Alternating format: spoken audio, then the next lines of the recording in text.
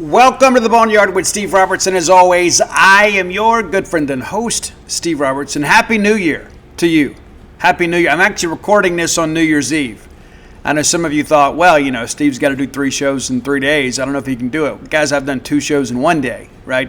So here we are, getting this thing rolled out for you guys. And listen, I'm excited about 2026. Yesterday we did our year in review. We're going to look ahead. We're going to look ahead now because we got some ball games to play, right? New Year's Day, an important day in college football. We'll talk a little bit about the SEC bowl record. We'll talk about what to expect from Wake Forest. I got some intel on that. Got a cool New Year's Day top 10 list for you, and as you can imagine, a lot of those songs entitled New Year's Day. Yeah, so we're going to talk about maybe who did it best, okay? A lot to look forward to. It's a new year, and listen, let's embrace the new year with optimism, okay? Not just as it relates to Mississippi State sports, but as it relates to our own personal lives. We do a lot of talk of empowerment and life change on this show. It's never too late to write a happy ending. That's important to understand. As long as you have breath, there is hope, right? And no matter what you've done, there is an opportunity to make it right. And so I hope that you will embrace the new year with a new enthusiasm for your life and for Mississippi State sports. It is so easy to get caught up in so much of the stuff we can't control and let that kind of determine our outlook on life. And I just don't abide by that, right? I know that no matter what happens, given enough time, I can find a way to navigate through it and find a sense of happiness. And I hope that you will as well. So many things to look forward to in life, man. And again, as I look back at 2025, we had a great year at genespage.com. I shared this with our people earlier. We did 4,063 stories about Mississippi State sports in 2025. And yes, of course, that is a record. We hold them all. But even with an entity as old as ours, I wanted to really challenge our staff to kind of push it to the next level. And you know what? We'll do more than that next year. We'll probably do 4,200 or so next year. And so that's around the middle of January last year, I was like, hey, you know what? We can do more. We can do more.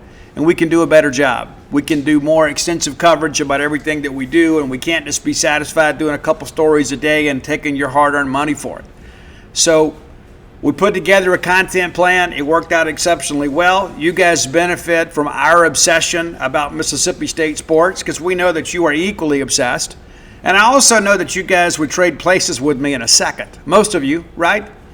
So it would be disrespectful to you for me to be in this seat and just dog it, right? Mississippi State deserves better. You deserve better. And we're going to give you better. Again, we hit some big numbers in 2025. We're going to beat that in 2026. As long as God says the same, right? That's an old school saying. Many of you haven't heard it. But the reality of it is that I feel great. I do. I feel great. You never know what life's going to hold for you. But, man, I picked up my first grandson in 2025. I get emotional just thinking about that. And he's such a good baby, right? It's like Ani and Betsy's first child was a little bit of a handful. And we were just so grateful to have her because they had some issues during the pregnancy. And we had a healthy baby, man. And she is so great and so smart. And then we had Lily come along, and then Warren. And Lily can't pronounce Warren, so she calls him Wawa. So all of us call him Wawa too. Yeah, and that'll probably stick. The best nicknames stick, right? We joked in the beginning when he was born. I said, let's just call him Dub. And everybody's like, Dub. I said, Win, W, Win. So it was kind of contrived. It didn't catch on. Wawa has kind of stuck, and so we'll probably stick with that. Who knows, right? Maybe coming to a baseball diamond near you. But, we've had so much to be grateful for, and I hope you have as well. And if you're one of those people that maybe 2025 was a challenging year for you, you don't have to take that negativity into 2026. You don't, right? You can be a prisoner to it. You can be. You can choose to do that. And there are some things, obviously, that kind of stay with us for a while. We have sometimes physical and mental and emotional impairments. But you know what? You can be redeemed from all of that. You can put it behind you as best you can. There are some things in life that you don't get over, you just kind of get on with. And sometimes that's one of them. That's part of it. And so I just try to have a cheery disposition. There were times in my life I just didn't feel that way. There were times that I had some difficult and dark things to deal with, but I dealt with them. They didn't change who I was in my core. They just kind of changed my circumstance for a while. And so I will be honest with you. I mean, I'm not going to sit here and tell you that every day's been all peas and carrots. It hadn't been. When I was young, I used to say I haven't had a bad day in my entire life. I just hadn't lived long enough, right? And eventually things happen in life, and you can decide how you want to deal with it. And so again, my hope for you, and my sincere hope and love and prayer for you, is that 2026 is an outstanding year for you and your family, personally, professionally, spiritually, mentally, romantically, whatever you need. Some of you guys are going to meet new loves this year. Did you think about that? Some of you are going to meet your significant other. You're going to meet your person. You're going to meet the person you're going to spend the rest of your life with.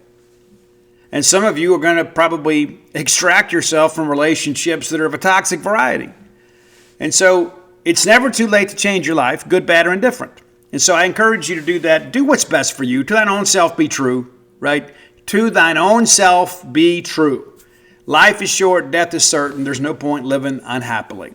Let's thank our friends at Bulldog Burger Company. Speaking of happiness, I don't know that I have ever left there feeling worse than when I went in. You know what I'm saying? There's not a lot of places I can say that about. It's like I can go in there and I feel like maybe my day gets better. I get a quality meal at a quality price, exemplary service, great atmosphere and ambiance, so much great selection on that menu.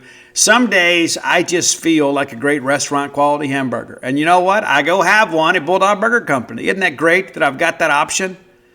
Yeah, some days it's the Bulldog. Other days it's the Pimentology Ed Bacon. Sometimes it's the Freshman 15 or the Smokehouse. And sometimes they're running a special. I just, I'm a wild man. I just like to change it up. Well, give me what the special is, right? I don't have to always just kind of stick to the routine.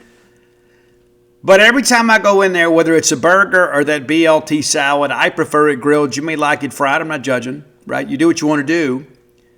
I always feel better after going in there. And again, there's just so many places that I go that I can't really say that about. Sometimes I just go to eat. When I go to Bulldog Burger Company, it's a dining experience, whether it's a lunch meal or a dinner date, right? It's just one of those things. I look forward to going because the quality of service is so good, and there's just such consistency with what they do. Again, not a lot of places I can say that about.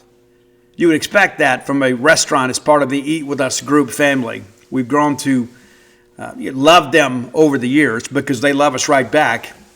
3 great locations to serve you: University Drive in Stark Vegas, Gloucester Street there in Tupelo, Lake Harbor Drive in the Ridge and Flowood area. Be sure and go check them out today. Have the spring rolls as your appetizer. They will make you and everybody else better looking. It's true. And get that chocolate shake to go. You can ride that ride home with a smile. Bulldog Burger Company, the place where people go to meet, M-E-A-T. Okay, at long last, it is game day eve, right? It just seems like just yesterday we found out we're going to a bowl game, right? It's like just yesterday, Steve, we were so jacked. We were over on Gene's page watching all your updates. Next thing you know, you're telling us we're going to be in a bowl game. And it's true. And now here we are, right? It seems like the month has flown by. It truly has. So let's kind of get back into this thing here, okay? All right, snap yourself back into reality. Christmas is over. We need your full focus here. We got a ball game to prepare for. Need everybody on one accord here. All right, so Wake Forest ended their season back November 29th. We ended ours November 28th. So it's been basically 4.5 weeks since we played a football game. And it's been about 3.5 weeks since we've known that we're going to get to play another one. And again, it is a gift, and we are appreciative and very excited about having the opportunity to go play a quality team like Wake Forest. But they finished the year 8-4, 4-4 in the conference, 5-2 at home, 3-2 away. That's just kind of how it works, because a lot of times you play more of your non-conference games at home. So they've been kind of up and down. You guys know. They opened the year with a narrow win over Kennesaw State, who ended up winning their conference. And a missed extra point proved to be the difference in the game. It just took them a while to kind of figure out some things offensively, and give Kennesaw State a lot of credit too. Big turnaround for them this year. And again, they got a losing record last year, win the league this year. Great job. But Wake wins it 10-9, again on the strength of a missed extra point. They didn't block it, they just shanked it. And it's so crazy to go back and look at this thing, man. It's like Wake Forest goes down and scores to make it 7-0, and then immediately Kennesaw State goes right back to score, and then they miss the extra point. And so it is a 7-6 game at the break. The two teams trade field goals in the third quarter, and ultimately the game ends 10-9. Now, you know as well as I do, if that had been us, we'd have been freaking out. Wake Forest fans probably were. It's like, man, Kennesaw State only won a couple of games last year. And we depended on them to make an unforced error for us to win a game. We scored 10 points with all these new players in the portal. Craziness. Well, they bounced back in week 2. And I say bounce back. You played the Catamounts of Western Carolina. You should win that game, right? Because every Catamount's dream is to one day go in the portal and get picked up by another North Carolina team. But they get them 42-10. First conference game of the year. They host NC State. They drop that game 34-24. And again, right now you're thinking, you know what? Maybe we're 2-1, but it's a flimsy 2-1. They come out of the open date, and then they lose at home to Georgia Tech. So you only get a handful of you only get 4 conference games, and you get 8. You get 8 conference games, 4 at home, 4 away. You've dropped your first 2 home games in the ACC. Right now, if you're Georgia Tech, you're thinking, man, this is not going to work out. It's not going to work out. We got this new coach in Washington State. He's not one of us. Boo, hiss, hiss, right? We're 2-2, headed to Blacksburg, Virginia. And granted, Virginia Tech had already made a coaching change. Had already fired Brent Pry. And the Demon Deacs go in there and get a dub. So you kind of get one of those back, right? You get one of those games that you lost at home back because you win a road game. So now you're feeling a little bit better. Then you go to Oregon State, and you win that game going away 39-14. And everybody beat Oregon State this year. Everybody. So now all of a sudden, you look up and you're 4-2. And now you start dreaming about a bowl game. You're like, hey, is there a chance? We got another non-conference game left on the schedule, so we're going to go ahead and kind of count that one. We'll go ahead and write that in pencil. If we can pick up another win in the conference, we're definitely going to a bowl game. And then what do? They upset SMU, another ACC game. SMU was playing extremely well at the time, and SMU should have won the game. Now, Robbie Ashford didn't play in the game, not much. He missed the Oregon State game due to injury and then played sparingly in this one. Deshaun Purdy got most of the work done here, and Purdy is the one that led that late drive that led to a game-winning 50-yard field goal as time expired for Wake to walk it off. Doesn't always happen that way, but it did for them. Big moment for them. Then they get taken back to reality. They go play a really bad Florida State team in Tallahassee and get absolutely trounced 42-7. Craziness, man. It's like all of a sudden, you feel like you're somewhat offensively challenged. Then you put a couple of games together and you feel like you're okay. So you're heading down to Florida State, which felt like a vulnerable Seminole team, and you get absolutely whacked down there. Well, you bounce back and you go to Virginia. Right? Now you're playing for postseason and positioning, right? Because you got that win against SMU, and now it's like, hey, we know we got that game against Delaware that we're going to win that game barring something crazy. And so we'd like to get bowl eligible now and just kind of improve our spot in the postseason pecking order. Well, they go to Virginia, and Virginia loses their starting quarterback in the first quarter and has to play the rest of the game with a backup quarterback, so it ends up being a very low-scoring game. Wake Forest gets it 16-9. And the backup quarterback took Virginia down the field and had a chance to push for a tie, and then they just couldn't convert. Very entertaining game. I've watched them all. In these 3 weeks that we've been preparing for Wake Forest. I could probably put a pretty good scouting report together myself. So now you're bowl eligible, and then you get North Carolina coming in there. North Carolina hadn't been great either. They get them too, 28-12. In that Delaware game, they were already kind of counting. Well, they get that too, 52-14. So now all of a sudden, you go to Duke at 8-3, and you start thinking big things. You find a way to win in Durham, you've got an opportunity to maybe play your way into a Florida bowl game. Something of a little more significance, right? But the reality of it is there's only been, 3 teams in the history of Wake Forest football that's won 9 games. And now here they are on the cusp of potentially doing that. If they can get a win over Mississippi State Friday night, they'll have 9 wins. Let's look inside the numbers here. And again, your schedule recap is just one of those things you look at. And it's one of those things you kind of begin to think, they're very similar to Mississippi State, right? And what I mean by that is there were some games that they were able to close out late on defense that we weren't. And that's one of those things that I wonder about a little bit as we get into this thing. And I think one of the most important things for us is to have a 2-score lead in the ball game, and our ability to run the football. I think we'll salt it away a little bit better than we did maybe when Chapin was under center, because I think with Blake, we felt like that the intermediate and short passing game was kind of an extension of the running game. I think with Fluff and Camario back there, I think you probably just kind of grind this thing out. Looking at the numbers here, we'll start with our team numbers. And again, they're going to be indicative of a team that went 8-4. Averaging about 27 points per game, giving up 22. They had 224 first downs this year, fairly balanced in that respect, 100 on the ground and 108 through the air. They've allowed 85 rushing first downs and given up 106 passing first downs. So a little bit better against the run maybe than the pass. Their opponents have also had 32 first downs by way of penalty. Wake Forest has only had 16 of those. So Wake, in possession plays, at times has been a little bit undisciplined. On the ground, 157 yards a game, giving up right at 122.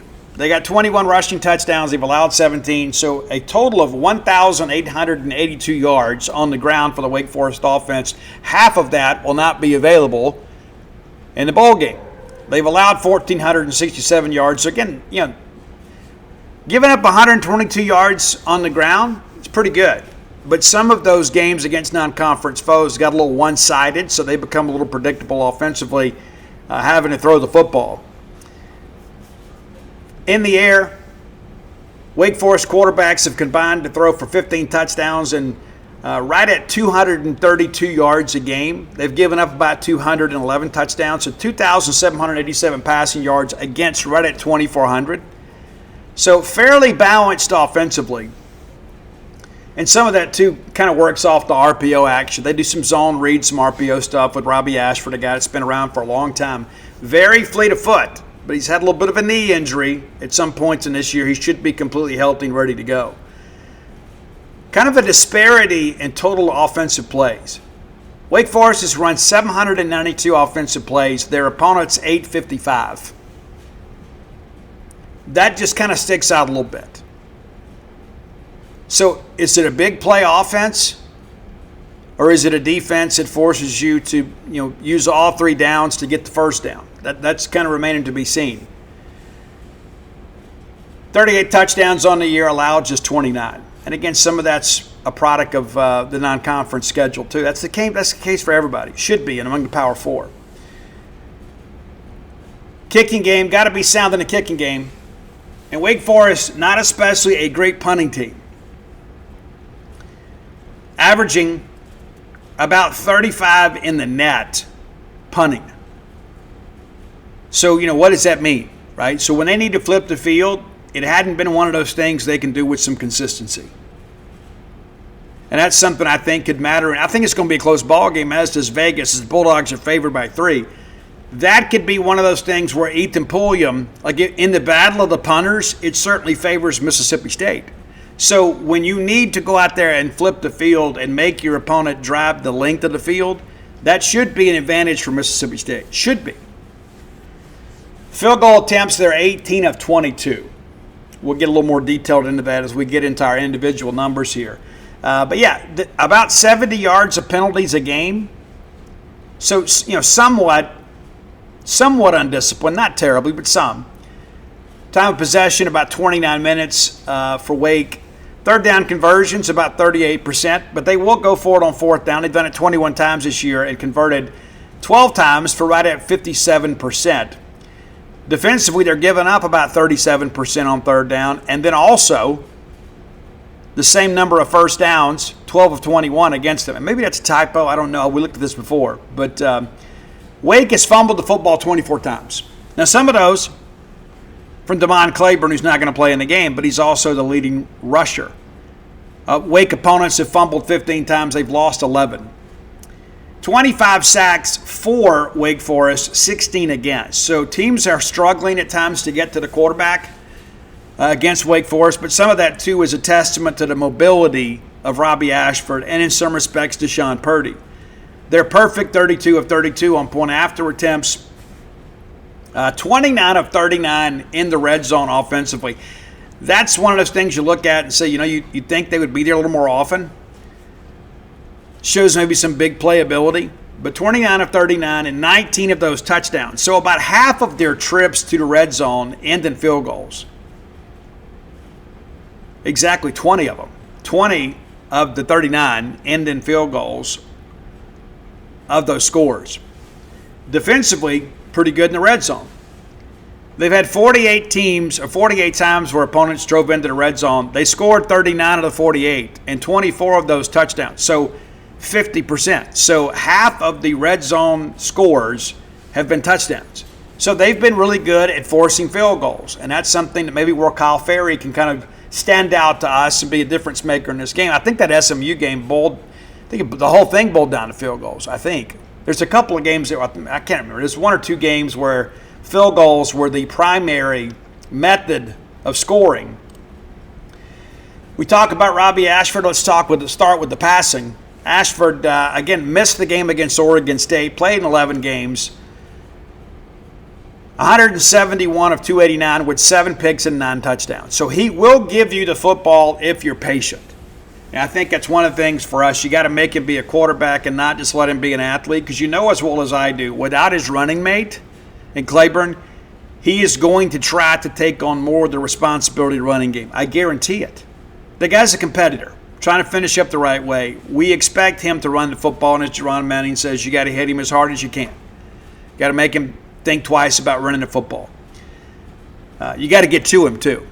Deshaun Purdy, 41 of 32, 3 picks and 6 touchdowns. Again, he played in the win over Oregon State and most of the snaps in the SMU game.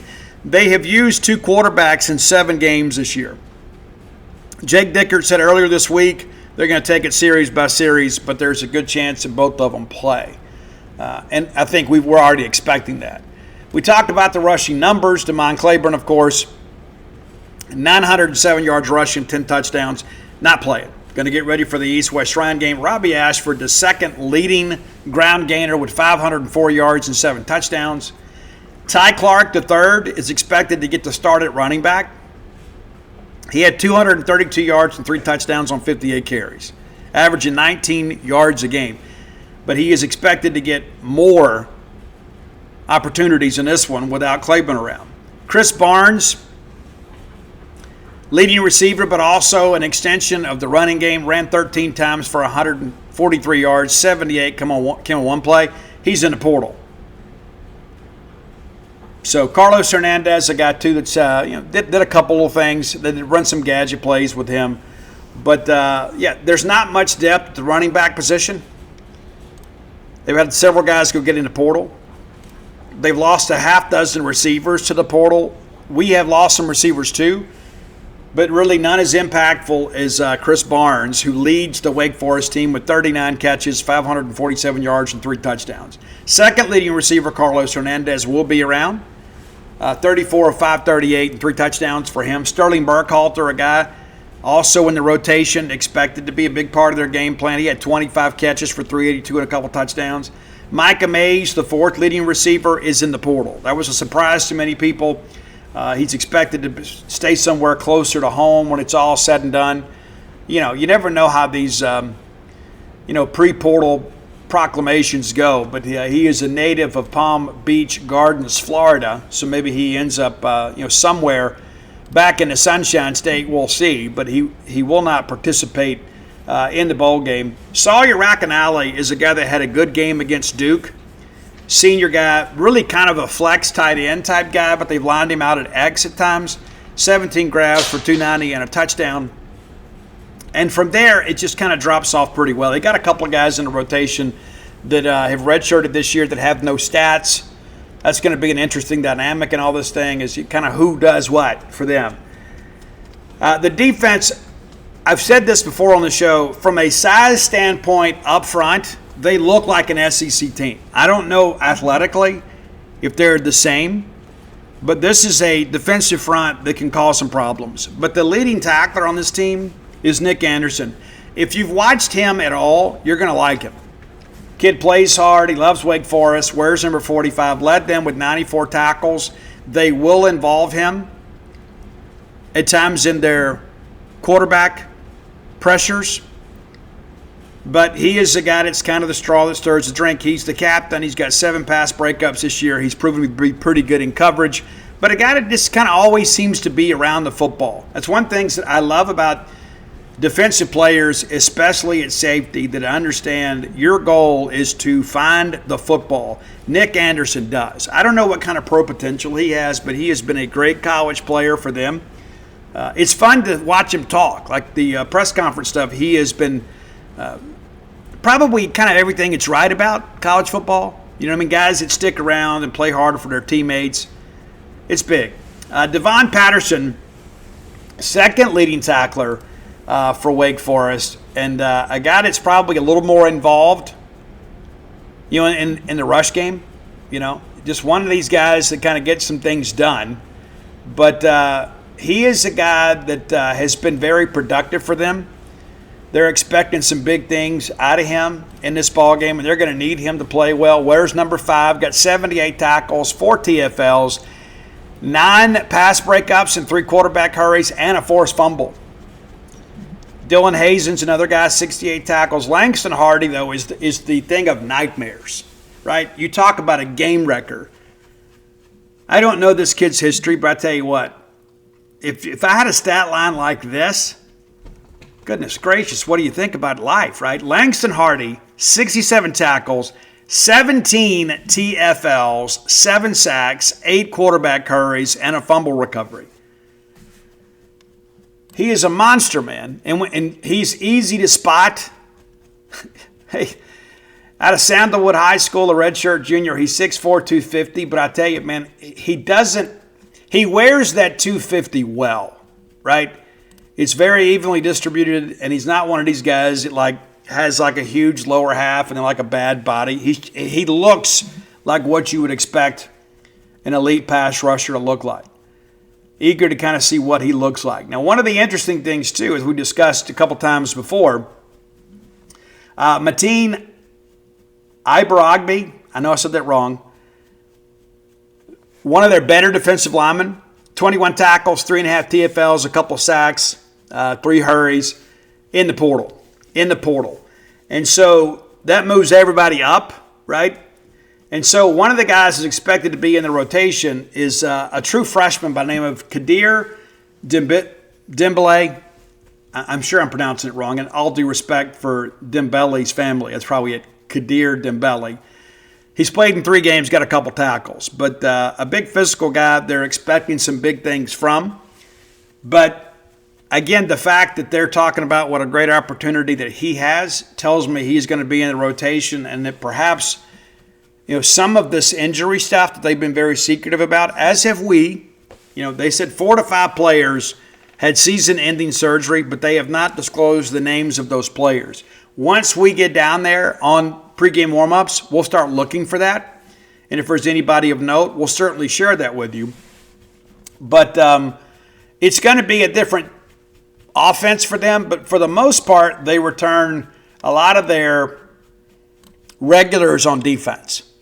Right? So what you've seen this year from them defensively is pretty much what you should expect, with rare exception, right?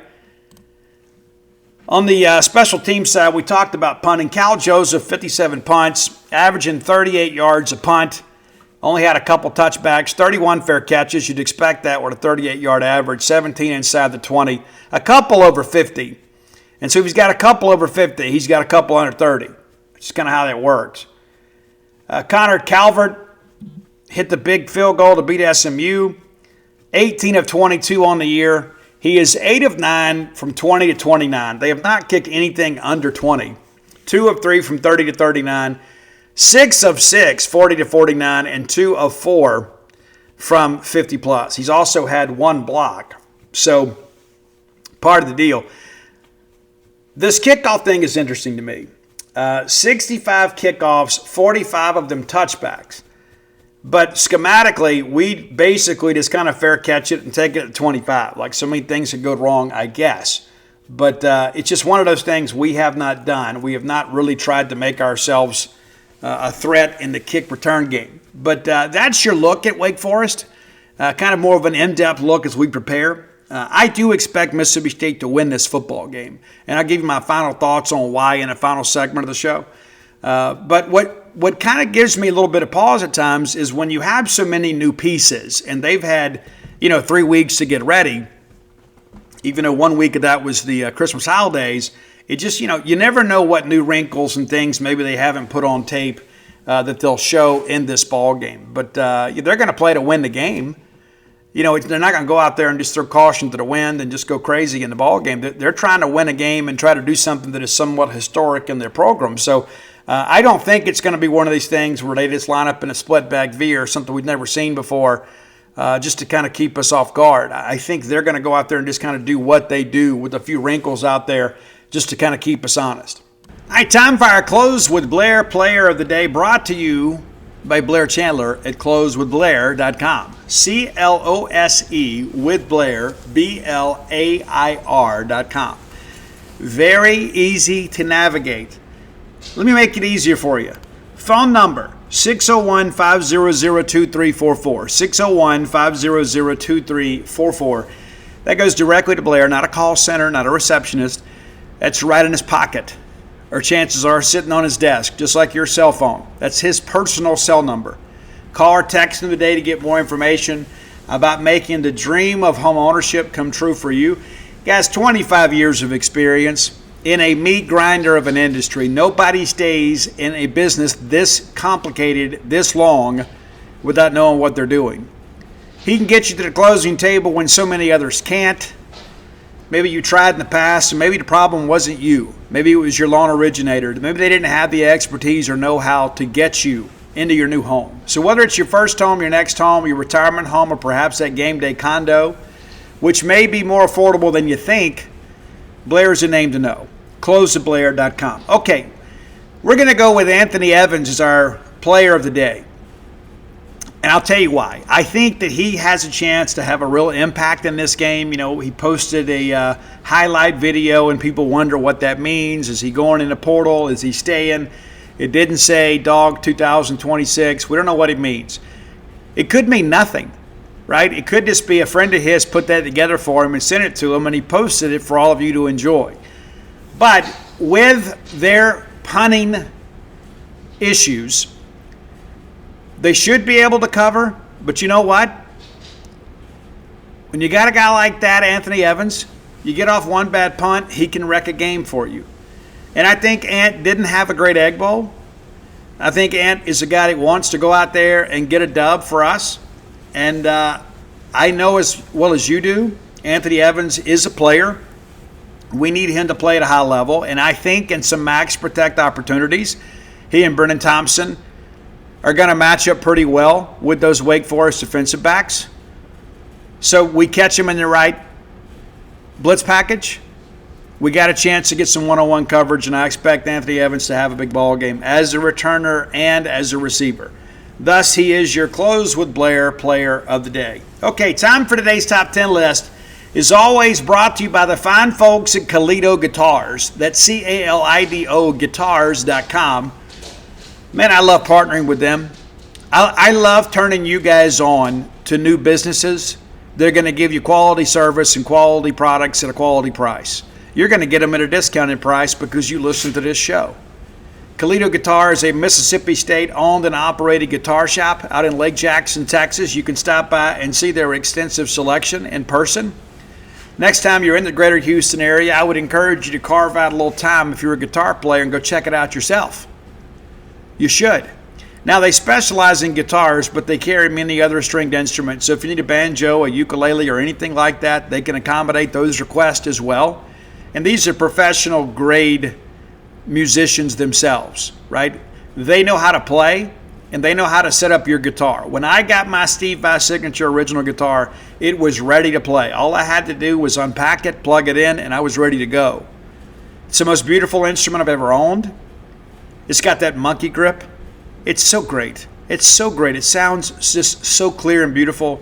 And it's a little more forgiving than some of the guitars that I've had before. And that's the quality of a great instrument, right? So you need to upgrade your rig and maybe everything connected to your guitar playing experience, whether you're a newbie, an intermediate, or a professional guitar player. This is the guitar shop for you. Now, they're going to give you some incentive to do business with them. Not that you should need any, but they're going to make it very easy and convenient for you and a lot more affordable. Promo code BSR. You know it well. We just wanted to keep it simple, right? Beautiful Steve Robertson. That gets you a 10% discount off their already low price. That gets you free shipping. That gets you no sales tax unless you live in the state of Texas, and they're going to make a 5% donation to the Bulldog Excellence Fund. So my hope is that all of our guitar playing families will just say, you know what, Steve? Because of the fact these folks are Mississippi State folks, and I know where this money's going to end up, and I know a portion of my purchase price is going to end up in the coffers of the Mississippi State Excellence Fund, that's enough incentive for me to do business with them. That's my hope. Let's make them the premier guitar shop in the country for Mississippi State fans. That's KalidoGuitars.com. Okay, it's New Year's Day, so we've got a New Year's Day list.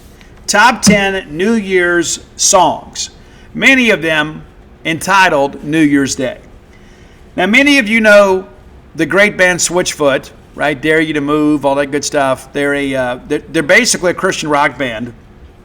They did a track called New Year's Day as well. And I think you'll have some fun with that. You know, maybe you haven't listened to them as much in recent years. You probably should. Number 9, you remember the great band the Ataris? Remember them? You say, Steve, it sounds familiar, right? It sounds familiar. I used to play Atari. Yeah, the Ataris are one of these bands that maybe you know them kind of as a one-hit wonder. Out of Anderson, Indiana, they covered Don Henley's Boys of Summer and had a great hit with it. And they changed it from, a dead head sticker on a Cadillac to a black flag sticker on a Cadillac because they're punk guys. They also did New Year's Day. It's a little more maybe morose, I guess. Maybe is a good adjective for that. I think you'll enjoy it. Number 8, this is not entitled New Year's Day. This is a great female-fronted band called New Year's Day. And the lead singer, Ash Costello, is made of all things that young men dream of.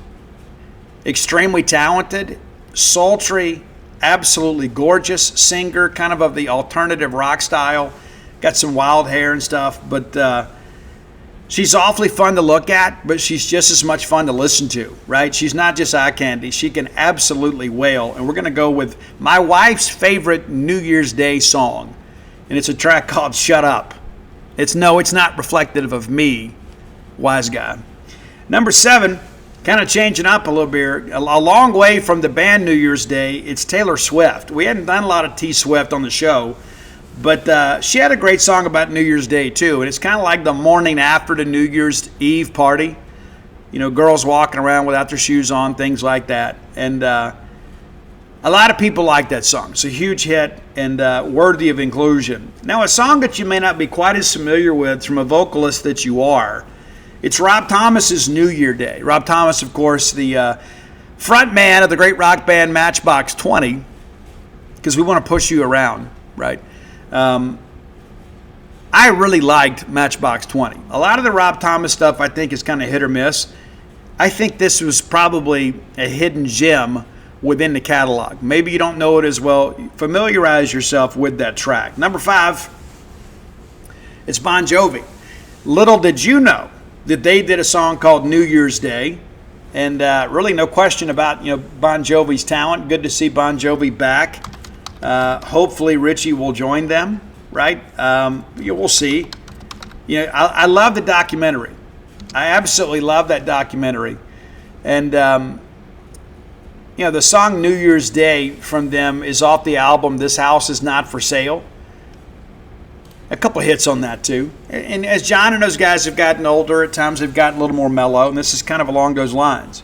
Number 4, we talk about songs that kind of stir up emotions in us, right? And I think a lot of that too is what makes great musicians, is the ability to elicit emotion from their reader and or listener. Dan Fogelberg was one of those guys who did a great job of kind of capturing a moment. The song Same Old Lang Syne is one of the saddest love songs I think I know. He runs into his lover, at the grocery store, and liquor store was closed. They drank a 6-pack in her car, and it's like they reconnect and have all these fond memories, and they laughed until they cried and all that good stuff, but they get to the end of it, and it's just really kind of a story of lost love. She's moved on. She's married. She has a family. And it would probably upset you if your wife was out on New Year's Eve drinking a 6-pack with an ex-boyfriend, right? I mean, let's just kind of call it for what it is. It wouldn't be a situation that any of us were comfortable with. But for all of us, there is that one or maybe 2 people you look back in your life and say, you know what, the timing just wasn't right for us, but we always hold a special place in our hearts for each other. I think that's really what the song is about. But when you kind of break it down to the reality of the situation, it's kind of an uncomfortable situation for all. Number 2, I haven't watched this documentary yet, but I plan to. My youngest son, Ian, I turned him on to Jeff Buckley. He's watched the doc, and he loves it and says, Dad, you got to watch it. Jeff Buckley was taken from us far too soon. You guys know the album Grace, and of course, his rendition of Leonard Cohen's Hallelujah, I think, is the best version of that track. Well, Jeff did a song that's a little bit different. It's on the collection, Songs from My Sweetheart the Drunk, that his mom released after his death. And it's a little more eerie, I guess you can say. It's not like the traditional just kind of guitar singer-songwriter song, but it is a song lyrically that I think is tremendous. And it's New Year's Prayer from Jeff Buckley. Finally, number 1, because we like to end on a high note, it's U2, New Year's Day, which was the gateway song for many young Americans into U2. You go back and listen to it in hindsight, still holds up. The guitar tone from The Edge, incredible. I love the opening riff of the song. And Bono, of course, vocal styling's just legendary, right? And Bono has done a lot of great things with his platform in the world. I don't know if you agree with him politically. I don't agree with most of my rock star friends politically either. But I do know that Bono has done a lot of humanitarian aid around the globe, and I think more people in that position should do that. And for that reason, it makes it easier for me to root for those guys at U2. They believe in doing some good things. Even if we probably don't even vote for the same people, I can respect the fact that somebody is using their massive platform to bring relief in the world to people who suffer. That is an amazing thing. So that's your top 10 list, man. Happy New Year again. Wishing the best for you. And no, I have not watched the Stranger Things finale. My kids are like filling up the group text with that invisible ink, not to give us any spoilers. We're watching it as soon as Dana gets home. So maybe we'll have some Stranger Things stuff on the Monday show. We'll see how it goes. Maybe some things from the Stranger Things soundtracks, songs from the 80s that have been introduced to a new generation of young people, which I think is great. Great. If we do a Stranger Things list, Master Puppet's got to be in there. Long live Eddie, man. Long live Eddie. Yeah, it's true. And like the whole Dustin and Steve thing, I think is such an interesting dynamic in the show. It's super cool. But nevertheless, Happy New Year to you. I hope you enjoy our Happy New Year's list. If you have ideas for the show, best way to get them to us is to hit up Roy Samanthi on X at Dogmatic67, DAWGMATIC67. You can go ahead and hit that follow button. It won't hurt you. He's not going to post pictures of his dog and his food and things like that. It's just kind of like Mississippi State stuff in our top 10 list. And yes, he is behind, but he tells me he's going to get caught up, and we believe him. He's our friend. You can find me on all forms of social media at Scout Steve R. All right, next segment of the show brought to you by Campus Bookmart, a Starkvillian institution. Man, we love Campus Bookmart. They always come through for us, right? Because when we need something great and we need something new and we need something that we're excited about when it comes to Mississippi State merch, we can find it. We can find it at Campus Bookmart. They have been there when we have needed them. And I encourage you to frequent that establishment the next time that you're in town. You should. It's off 182. Just take a turn there at the Trooper Station. We encourage you to obey all the posted speed limit signs. We do. And mosey on around on your way to campus. Come on that backside of campus, and there's Campus Bookmart right there on the left-hand side just before you make that turn to go to campus. Conveniently located right then and there. And I get a complimentary hug when I go in there. Maybe it's just me because I'm so lovely and so sweet and so huggable. Maybe it's just me, but I don't think so. Maybe you fit those same criteria, but I love going in there. They feel like family to me. Sold a lot of books there too. If you can't make it to town, visit them on the World Wide Web at campusbookmart.net, and you can buy signed copies of my books through them when you make your purchase. So maybe you need that fashionable new quarter zip and a copy of the Dude. They can accommodate you, right? A lot of other places that carry my books don't carry other Mississippi State merch. So you can just kind of bundle it together. Visit them at campusbookmart.net. Use promo code BSR and get free shipping on all orders over $75. Any order less than $75, absolutely incomplete. Okay, let's talk a little college football. Couple more games in the books. SEC currently 3-6 in bowl games. Now, one of those came because Alabama and Oklahoma played head-to-head, and Georgia and Ole Miss are going to play head-to-head tomorrow, so we're guaranteed another win and a loss. Well, today's New Year's Day, I guess. But looking back, New Year's Eve games, Iowa beats Vanderbilt 34-27. And give the folks at Iowa some credit. They always seem to get up for these SEC bowl games, and why not, right? Everybody wants an SEC skin on the wall. Iowa jumps out to a 14-3 lead at the break, and then all of a sudden, Vandy kind of begins to show some signs of life offensively. They outscore Iowa 14-10, and so you look up, and it's 24-17 going to the fourth quarter. Iowa did just enough offensively to kind of keep Vanderbilt at bay. Vandy got hot late. Diego Pavia, 25 of 38 for 347 yards and 2 touchdowns. He also had a rushing touchdown, kind of a Heisman quality performance, even though it's too late for all that stuff. But in the end, the Vanderbilt defense simply could not get big stops in the second half. In the final 5 true possessions for Iowa, they scored 4 times.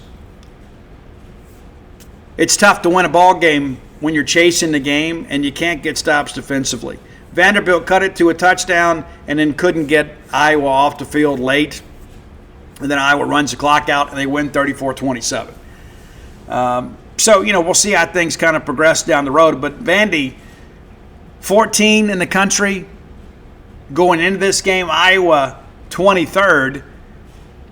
Be interesting to see what they look like in the final polls. This game between Texas and Michigan, I shared with you guys, I favored Texas because there hasn't been any distractions. And I really thought early in this ball game that Michigan was there to party, right?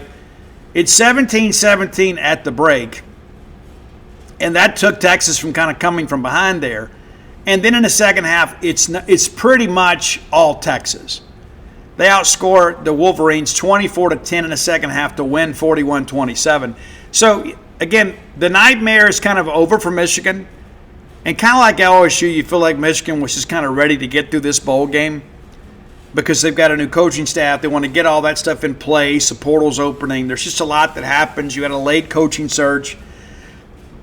But Texas just kind of lying in the reeds, man, like a water moccasin out there on a log that you don't see. And Texas waxed Michigan in the second half of this ball game. Arch Manning Big game for him. 21 of 34 for 221 yards and a couple touchdowns, and he ran for 155 and 2 scores on 9 carries. You kind of feel like they threw caution to the wind in this ball game because it was the last game of the year. Let's just kind of turn Arch loose. So Texas will finish the year 10-3 and likely in the top 10 when it's all said and done. That's probably correct. They were 13 going into the ball game. Michigan was 18. Did they hang on? Do voters remember them? It's like, hey, they finished 9-4. Oh, that's a team that had the coach that went, kind of went ballistic after a breakup. Does that impact voters in the end? Do they drop out top 25? We'll see. But I think for Texas, you look at them and say, yeah, they'll probably end in the postseason top 10, but they'll certainly open next year in the preseason top 10. And Arch Manning will be one of the odds-on favorites to win the Heisman Trophy next year. Sark and those guys had some struggles early on, but then kind of got it going. And Arch Manning was really good the second half of the year. So you're probably going to get the most polished version of Arch Manning that has ever existed next year. And let's not forget that the folks at The Athletic called Arch Manning the biggest bust in the history of college football a month into the season. And look at him now, the MVP of the Cheez-It Citrus Bowl to close out a 10-win season. Maybe they were a little premature. All right, let's look at our New Year's Day games and a couple that involve the SEC. Afternoon matinee, Alabama and Indiana. Indiana, of course, the number 1 team in the FBS playoff, and they should be 13-0. Yeah, they should be. Alabama's 11-3. Ty Simpson has had a big year, 3,500 yards on the nose, 28 touchdowns to 5 interceptions. I really thought the last couple of weeks, though, like in the Egg Bowl and the SEC championship game, to me he looked a little happy-footed. We'll see how things go. But I just wonder, and maybe I'm wrong, but I just wonder, even with this Alabama team not being the dominant program that they have been, how much of that is Kalen DeBoer and how much of it is the transfer portal? Or is it a combination of both? You got a good coach, a really good coach, but maybe not a great coach like you've had? That's fair to say. Nobody could ever really kind of ramp themselves up and be as good as Nick Saban, right? I mean, that's not a fair comparison. But then you look at the fact that for years, Alabama was able to kind of stockpile talent and build depth. Well, now you've seen like Tyrell Shavers, right? Even though we stayed a short time, guys that were highly recruited no longer have the patience to sit and wait their turn. There will never be another DJ Shockley. And for you young guys, you have no clue who I'm talking about. Look him up. DJ Shockley was a guy that basically sat for 4 years. And then finally, his redshirt senior year, he was absolutely phenomenal for the Bulldogs. He was great. But guys aren't going to wait their time anymore. Not when I can just go jump in the portal and go somewhere else and reboot my career and maybe get a little bit of a boost in my NIL. Because let's be honest, everybody in the country wants SEC players. They want SEC experience. And it is the most sincerest compliment of all. It's like, hey, we hate you guys, but we want your players, right? Because of the fact they know the quality of instruction they've had. They know the quality of athlete that's available. So when a guy from Alabama or Georgia or anybody in the SEC gets in the portal, you feel like there is more value in that guy because of the level of instruction that he's had during his college career. It's not like going and getting a guy from Bowling Green. All due respect, but that's the reality of it. I love the ascending player, but I also like the guy with untapped potential. I don't mean a guy that spent 4 years and barely got on the field. Like Brennan Thompson's a great example of a guy that's done the right things, but in many respects, if he didn't have a relationship with Jeff Levy, you wouldn't know his name. He didn't do a whole lot at Texas and Oklahoma. He's come here and been a product of this system, and he and Kevin Coleman have both benefited from coming here, and I think that helps you in the portal. But the reality of it is if a guy's not good enough to play at LSU or Alabama or somewhere like that, do we really need him to come here and expect him to be a difference maker? He can be a two-deeper. Like Malik Sealer is a great example. Malik Sealer had a career year at State. It wasn't a huge year, but he finally gets on the field and gets some snaps, had a big sack of Taylor Green at Arkansas on that final drive to kind of help us put the nail in the coffin. All right, New Year's night, Ole Miss and Georgia. And my hope is I'll be in my hotel room by the time this game kicks off. By the way, Indiana favored by 7.5. We're going to take Alabama to cover that game, and I think may ultimately win that game. Ole Miss and Georgia. Now, Ole Miss, as you guys recall, had Georgia on the ropes.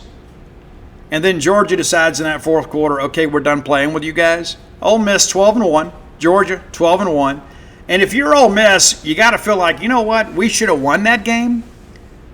And now we get them on a neutral field away from Athens, Georgia. We should win this game. So I think there will be a lot of optimism for Ole Miss. And I think, and again, one of the things that I like about Ole Miss, not much, they will come out early and try to hit you with a knockout punch. Like they come out throwing haymakers. They don't come out just kind of jab and jab and jab and then kind of regroup. They come out looking to put you at a deficit from the beginning of a ball game. Trinidad Chambliss, right at 3,300 yards passing, 19 touchdowns, just 3 picks. He's been very, very good when it comes to ball security. There have been some times he's taken some chances, but for the most part, he's kind of played within himself. And again, great job by that staff to identify a guy to come in and push Austin Simmons and ultimately win the job. Trinidad Chambliss is a guy that nobody even really knew about this time last year. And now he's a guy that everybody's talking about. Kwan Lacey, a lot of talk about him leaving, going to LSU. He is a competitor, obviously. 273 yards, 1,366 yards rushing, 21 touchdowns. It's been a while since Ole Miss has had a running back quite that productive. It's true. So it'll be interesting to see maybe what Georgia has learned since the last time that these teams played, if that makes sense. Now Georgia, I think, Kirby Smart, I think, is the best coach in college football right now. He is a defensive-minded coach. What wrinkles will they put in based on what Ole Miss did against them before to kind of shut things down? I like Georgia in the game. Georgia's favored by 6.5. I think it's actually going to be worse than that. I think it'll be a game. And then in the fourth quarter, again, I think Georgia finds a way to kind of put some distance between them and Ole Miss. That's my feeling about where we stand. And it's great that we've got a lot of college football. And, of course, State and Wake Forest coming up on Friday. And by the time many of you listen to this, I will already be on my way to join David Murray and cover that game. And I'll give you my thoughts, final thoughts on the game in our final segment of the show, which we're going to start right now. Brought to you by the Stark Vegas Clubhouse, the best place to stay in the Golden Triangle, bar none, if you're bringing a large group to town, and you certainly should. Yeah, you should. You've thought about it. You dreamed about it. You've always considered how fun would it be to have everybody together under one roof. We've done it back-to-back years, and I can tell you this. It's so great to be able to wake up in the house, even if it's not your house, knowing that all your children and your grandchildren are there. Right? I never wanted my kids to be up under my feet, but I tell you what, it's nice to have them under one roof for a few days so we can all enjoy each other. We were texting today about how much we loved our time together. And when you love each other, it's important to get together.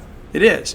So you owe it to yourself and to those you love to get together at the Stark Vegas Clubhouse. Whether it's a ball game weekend or a midweek trip, maybe it's a baby shower weekend, maybe it's a bachelorette party weekend. I don't know your needs, but I know that you can be accommodated at the Stark Vegas Clubhouse. Now, Google the Stark Vegas Clubhouse.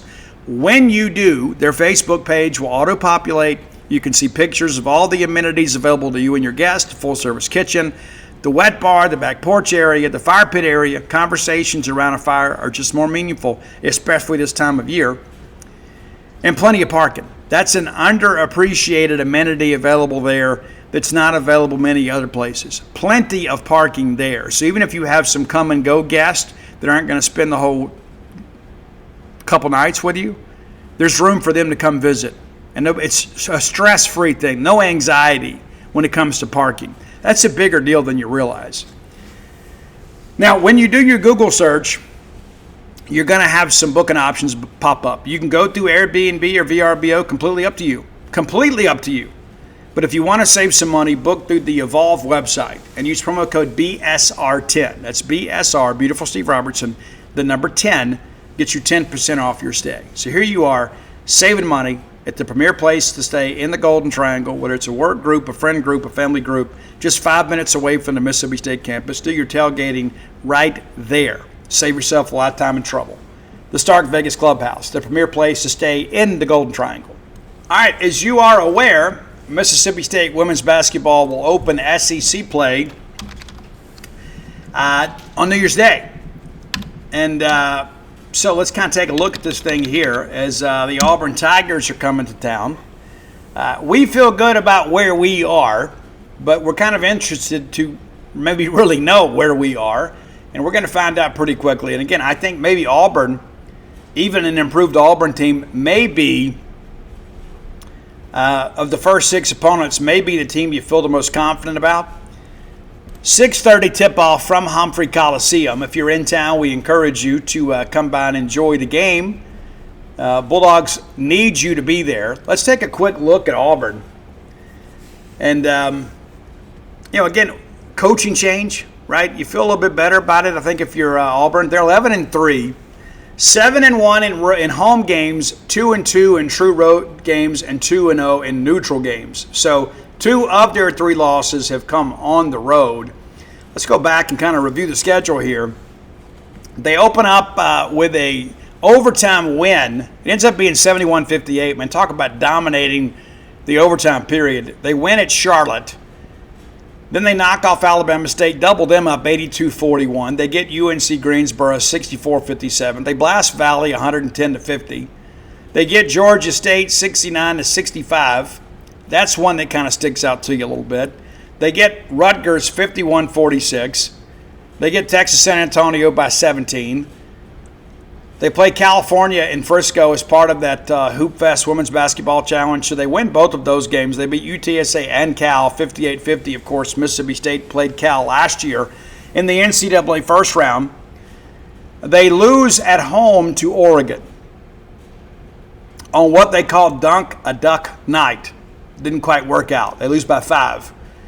Then they go to Syracuse as part of the ACC SEC Challenge. They lose that game in overtime 66-60.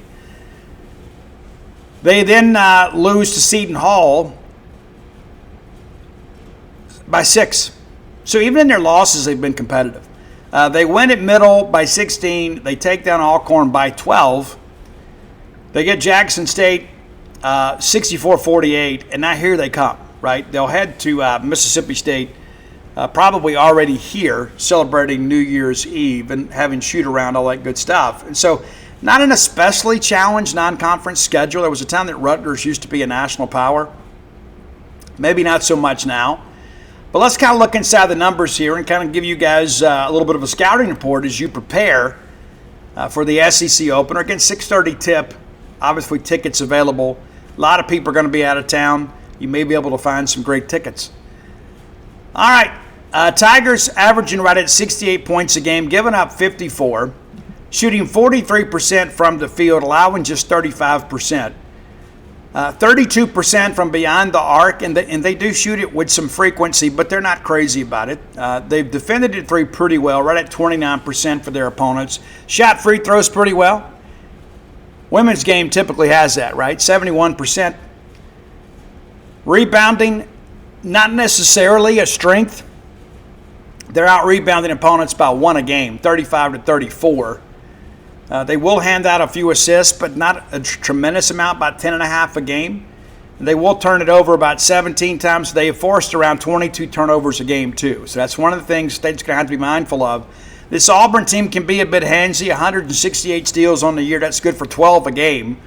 Opponents have stolen it just over 8 times. They blocked 49 shots, about 3.5. That tells me they don't have a ton of post presence. You know, State will get after you a little bit in that respect. Looking at individual numbers here,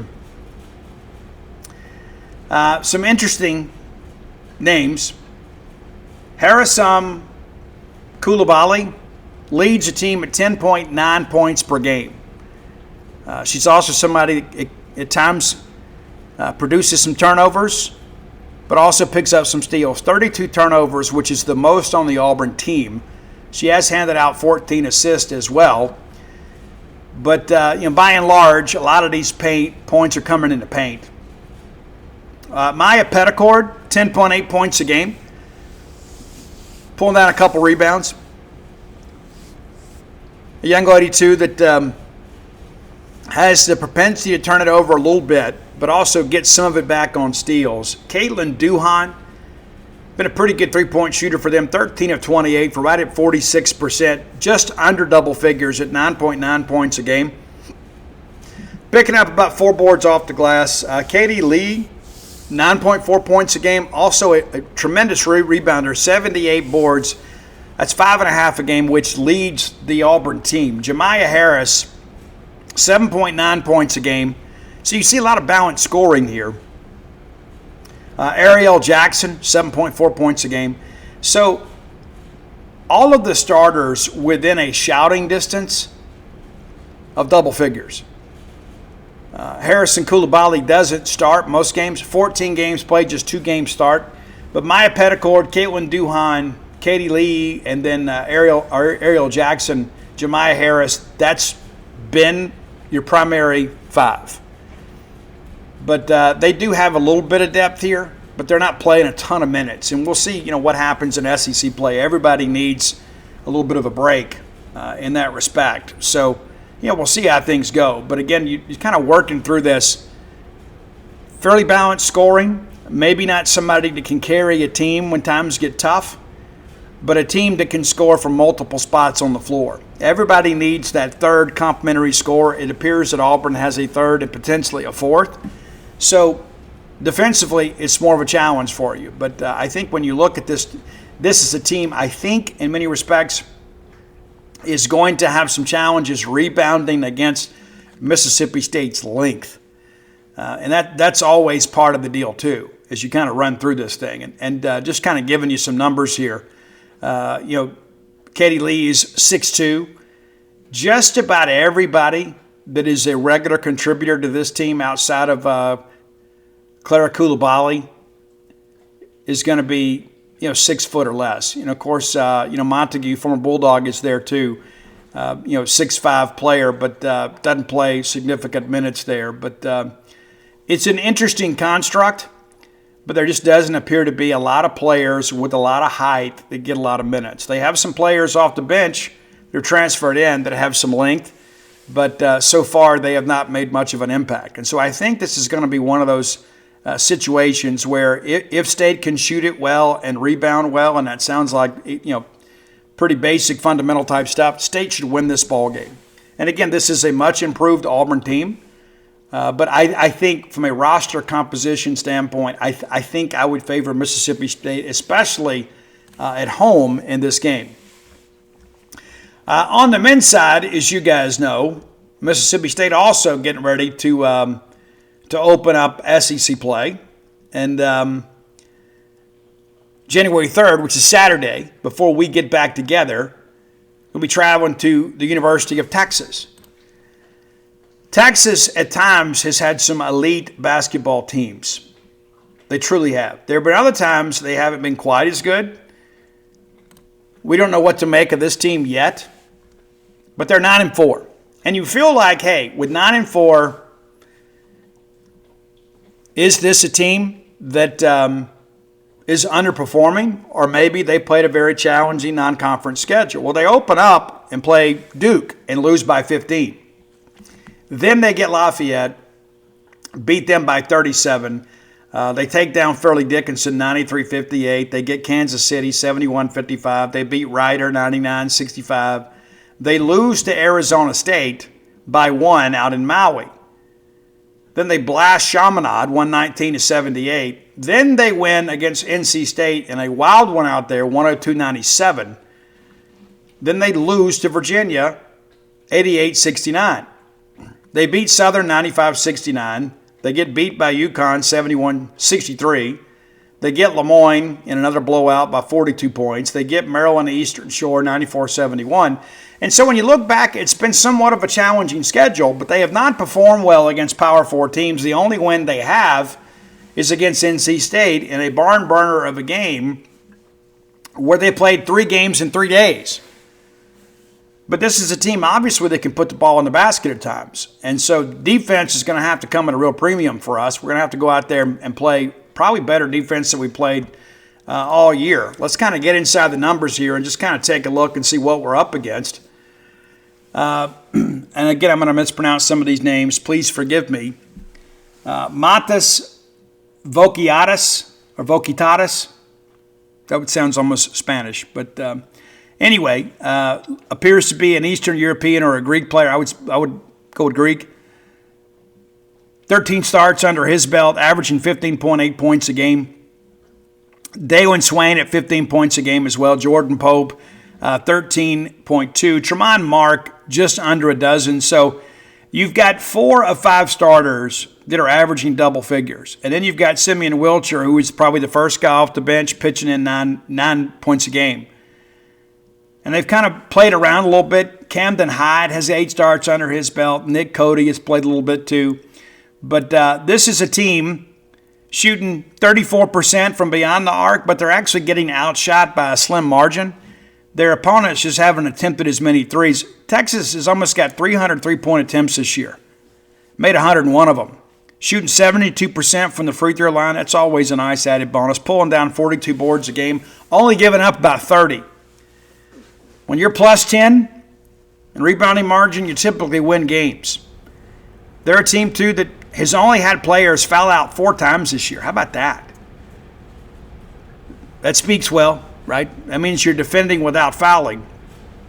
Assist-to-turnover ratio is a positive 179 assists against 150 turnovers. For their opponents, it's basically even. They block 41 shots. They've got 84 steals, and again, averaging about 88 points a game.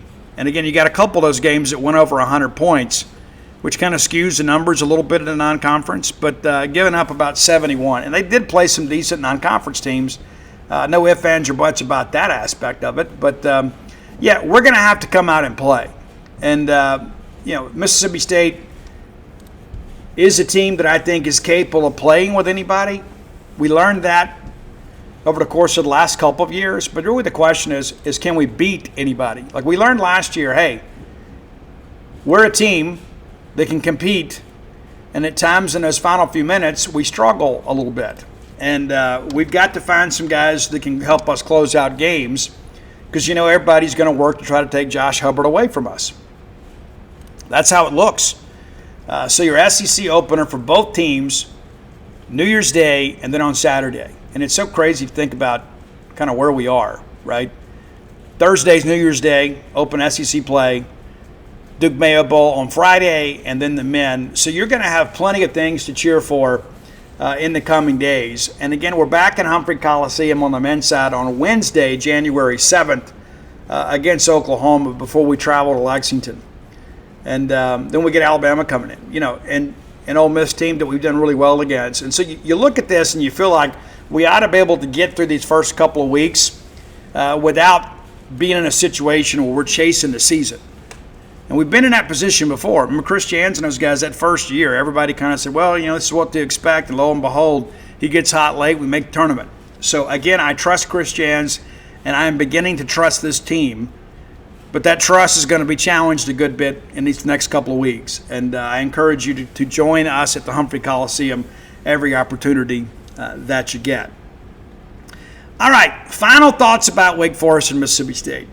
There are a few things that if the shoe was on the other foot and you found out that we were going to be without our leading rusher when we were very reliant on one rusher from the running back position, you'd be very concerned, especially in short yardage situations, right? Because that's about toughness. And toughness often equates to experience. If you found out that we were missing our leading receiver, you'd be concerned. You'd say, Steve, how are we going to win this ball game? And we don't have our leading receiver. We don't have our leading rusher. That changes the dynamic of the offense. One of the things that helps them is, their starting offensive line is intact, and they've been pretty good this year. So that's an aspect of this that I think does favor them. One of the things that I mentioned earlier in our previews for Wake Forest, very thin at the tight end position. And they utilize the tight end a lot, kind of like an extra tackle, as they get ready to run some of their zone read and RPOs type stuff. And so with two guys with game experience this year in the portal, you wonder a little bit about what that does to the offense when you don't have two guys that are block first tight ends. Their pass catching tight end still around. But what does that mean? How does that change things? And that's the thing when I look at this Wake Forest offense, I think short of a busted play or just kind of an extended play where things break down a little bit, I think they're going to have trouble kind of methodically moving the football down the field. I think they have to be relying on the big play because the more times they snap it, the more likely they are to have a breakdown somewhere because there are so many missing pieces from the offense that had some production this year. You know, that's an important aspect of this, right? When you've got a running back like Damon Claiborne, a guy that some people believe is going to be a pro back. He has had some fumble issues, but he's got it, runs really hard. Without having him, I think it gives Mississippi State the opportunity to focus more on the quarterback in that zone read situation. I know what your rules are, but when you've got a Robbie Ashford guy that is closing out his career, I think he is going to want to put this team on his back, and I think he's going to be more likely to keep than give in these situations because he's got a young running back. It's only got a couple hundred yards to his credit. And so you think about the pressures of that. Now that's where I think the coaching staff at Wake Forest has got to say, Robbie, just run the offense. Just run the offense. You got some guys that have made some plays. You clearly have. But they are somewhat handicapped because of opt-outs and portal declarations. We've had a lot of portal declarations too, but not with the level of production that their guys have. On the defensive side of the football, pretty much what you'd expect. They do have, again, we mentioned, some younger guys that are going to be in the rotation up front. I think this is where Camario and Fluff have to kind of get it started early. Lebby is a guy, first quarter splits have been great. We have not really had to come out and chase the game a lot like we did last year. And with Camario taking the lion's share of the reps for 2 weeks going into the Egg Bowl and then coming in knowing that it was going to be his team, Blake Shapen, wasn't going to be around to take reps and have to share reps with him, I think Camario is probably going to have the most confidence he's ever had in the college level against an opponent he's had plenty of time to prepare for. So it's not like it's been a quick turnaround. And teams don't change a lot schematically. You are who you are. Again, you add some opponent-specific wrinkles, and so they're going to do some things maybe against Camario they wouldn't have done against Blake, even though at times Blake could run just enough to keep you honest, but Blake was not a plus runner. Camario is a plus runner, and Camario in the open field is very, very difficult to tackle. So they're going to try to do some things to kind of make Camario give to Fluff. And I think one of the things that Camario has to do is really work the check down game, right? When that clock goes off in your head, just swing it out. Swing it out to your back, find your check, and get it to him. Whether that's Seydoux, or whether that's Fluff, whether that's Xavier Gayton, don't sit there and try to do too much. Take what they give you, take the check down, get 4 or 5 yards, and get ready to go again. I think the intermediate passing game is a big thing for him, and as you guys know, he's got a big arm. I am absolutely expecting us to do some 7-man protection. I think we're going to do some max protect and try to get their corners on some islands and give us an opportunity to make some down-the-field throws outside the numbers. And a healthy Brennan Thompson is a nightmare for other teams. And so I fully expect to see some shots early. I think you establish the running game, get those safeties to creep up a little bit, and then you go max protect and take some shots down the field where the coverage situation is advantageous to your personnel. I think that's incredibly important. I do think special teams is going to play a factor in this game, and I do think special teams favors Mississippi State in these games that are essentially pick 'em or kind of coin flip games. Special teams always matters. Winning the turnover battle always matters. They are a team that has been willing to put the football on the ground. we have got to be advantageous when they do and be able to take those. Now, we're going to have player availability today here on New Year's Day, just so you guys can kind of be prepared based on what we've understood. We're going to have Jeff Lebby, obviously. And then we're going to have, let me see here, got my list here. Brennan Thompson, Jacoby Jackson, Jerron Manning, Kamario Taylor, and Nick Mitchell. So you can look for some of those features on New Year's Day and some on game day as we kind of preview the game and kind of get you ready. And, of course, we will have in-person coverage of the Duke's Mayo Bowl. Dave Murray and I both will be there, but we will have people back here kind of manning the desk for any portal news. And that's going to be a big part of things for them. Obviously, we're going to be covering the game. And as portal declarations that maybe are known that day, there may be some guys on our team that maybe didn't tweet it out or put it on Instagram. I don't expect anything before the bowl game, but you just never know. You're not going to have a guy that's in Charlotte getting ready to play a ball game do that. I don't think you're going to see a Josh Robinson type situation, right? I think everybody is focused on the game, but there may be some guys that haven't announced yet that may go in that aren't part of the traveling party. And so we'll have full coverage of that.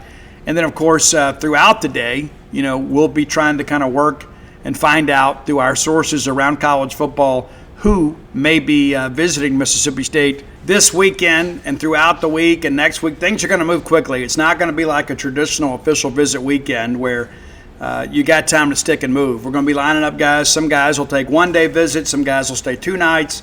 You just never know how this thing's going to work. It's not like the high school visiting stuff. You're going to have guys that come in, spend the day with us, and then head off somewhere else. But as we discussed on yesterday's show, you want to get them committed before they leave, because the hit rate once they leave is very, very poor, right? It's worked out at times for us, like Jacoby Jackson took all of his visits. He told me, I'm going to take all my visits and then decide. And when he left campus, of course, people were like, well, we're not going to get him. Well, then we did, right? But that's the exception rather than a rule, right? You can't look at that and say, oh, well, I trust him to take all his visits. We've had many guys that have said, hey, I'm going to go visit Kentucky and go visit Auburn, then come see you guys, and then we never see them, right? So we have to trust that our staff has done their due diligence, has worked the phones through agencies and things like that to kind of get prepared for the opening weekend. Just because of the fact this thing is going to hit wide open, and there's going to be more urgency than ever before when it comes to the transfer portal. You're not going to have time to take time to evaluate. You're going to have done your homework, and a lot of people are telling us, hey, we've already scouted everybody in college football. We've already went and watched everybody and made our own notes. So the game is evolving. The game is changing. Everybody's talking about the calendar. There's never going to be any perfect calendar. The simple fact of the matter is that they have made some concessions, eliminating the spring portal. We're never going to have a stress-free environment when it comes to the NCAA transfer portal. It's much better than it was. It used to be open 365 days a year. And so if Mike Leach went out there and had to get upside somebody's hindquarters and get them to act right, they just get their feelings hurt and go get in the portal. Well, you can't do that anymore. And now it's going to be interesting, too. The spring portal, I liked it in some respects, even though there wasn't a ton of value in it, because I think everybody needs the benefit of spring practice. But it's going to be interesting to see how everybody attacks the portal this go-around. Because what we saw in the spring portal is prices were inflated for players that really weren't worth that value because everybody knew you had to have them. If maybe you didn't get that extra wide receiver in the winter portal, well, then all of a sudden that's a position of importance for you, so you're willing to pay a little bit more because you can't just run it back with what you got. And so you had some guys that went in the portal in the spring that maybe weren't worth the investment. We've seen that all around college football. So now you wonder how many people will reach and how many people will overpay to ensure they have something, knowing they don't have the spring portal to depend on. Interesting dynamic, I think we could see. But yes, we are still making some strides to improve what we have. I still think collective bargaining is the only thing that's going to work. And I think Tom Mars would certainly agree with me. He said as much publicly on Twitter. But it's better than it was, but it's not as good as it should be, right? All right, that's going to do it, man. Hope you guys have enjoyed 3 shows in 3 days. For those of you that are night owls, you will understand this show is already up before New Year's Day. So happy New Year's Eve to you. And I hope that you have an Uber or a designated driver and you get home safely. The last thing we want is you to experience some type of tragedy. Drink responsibly. And for those of you listening on New Year's Day, because I've given you so much to listen to today, we encourage you to embrace the new year with a very positive spirit, not just when it relates to Mississippi State, but your personal lives and your professional lives. And again, there's 2 kinds of people. There's those that think they're going to make it and those who think they're not. And the funny thing is, both of them are right? That's just kind of how life works. If you hadn't done so, go to dutynoblebook.com. You can get signed copies of all my sports titles. Of course, Flim Flam, Stark Villains, Alpha Dogs, Dogpile, The Dude, and the personal memoir about my journey to recovery, what it means to get sober and stay sober. You can read When the Bottom Falls. And even if you're not even afflicted with addiction, if you just need kind of a comeback story, I think there's some uplifting parts in there that maybe could help you in your own life. If you haven't done so, visit us at True Rest Float Spa of Starkville. We appreciate everybody that has 25 floaters today. It's crazy, right? I don't know what she's got tomorrow, but it's a mom and pop operation, but it's 99% mom. It's her baby, and she loves it and has done a tremendous job building a business that is thriving. If you're a person that suffers with anxiety or chronic pain, we may be able to help you. We've helped many others. Or maybe you just need a break. Maybe you just need a mental reset or some time to yourself just to unplug. We can help you with that. Floating has been a game changer for me. I'm a little bit behind floating now because we've been so busy and so much travel, but I can't wait to get in there and float again. I got a tattoo recently, so I had to let that thing heal. But we encourage you, maybe try something a little bit different. You'll be glad you did. Dial 662-268-7601. You can speak directly to my lovely wife, Dana. She can answer any questions you have and get you on the schedule. And come join us over at genespage.com. Final days of the 50% off the annual subscription price. But you know what? If you don't want that promo code, you're thinking, you know what, Steve, why would I not want to save money? Well, you can save it another way. You can not take the promo code and you can sign up and pay full price and then have complete access to the Paramount Plus platform. I love having the Paramount Plus platform. I can't wait for the new episode of Landman. I absolutely love that show. I love pretty much everything Taylor Sheridan has done, and the majority of that has been on the Paramount Plus platform. The programming is great. There's movies. There's all kind of great stuff on there. And you get that with your full price subscription to Gene's Page. If you take advantage of the promo, you don't get it until your promotional period is over. So that's a year. But that's just a couple of options for you. If you take advantage of 50% off, you don't get Paramount Plus for free. If you don't pay full price, if you do pay full price, then you get it. So I hope I haven't made that difficult. I remember, too, it's so funny, too, some people always want to justify their bad buying decisions. So, yeah, I heard that 247, and they're not going to have that anymore. Some national guy said that. No, they didn't. Clown. I don't know what you're talking about. You're just trying to justify your own bad buying decision, right? So come join us over at genespage.com. And listen, next time we talk, the ball game will be in the books, and both Bulldog basketball teams will have opened SEC play. So we look forward to seeing you back on Monday. Probably have a lot of portal stuff to talk about over the weekend. So great time to join genespage.com. Again, Happy New Year to you and everybody you love. But until next time, let's all live our lives in a way we make more friends than enemies, and people can see a difference in the way we live.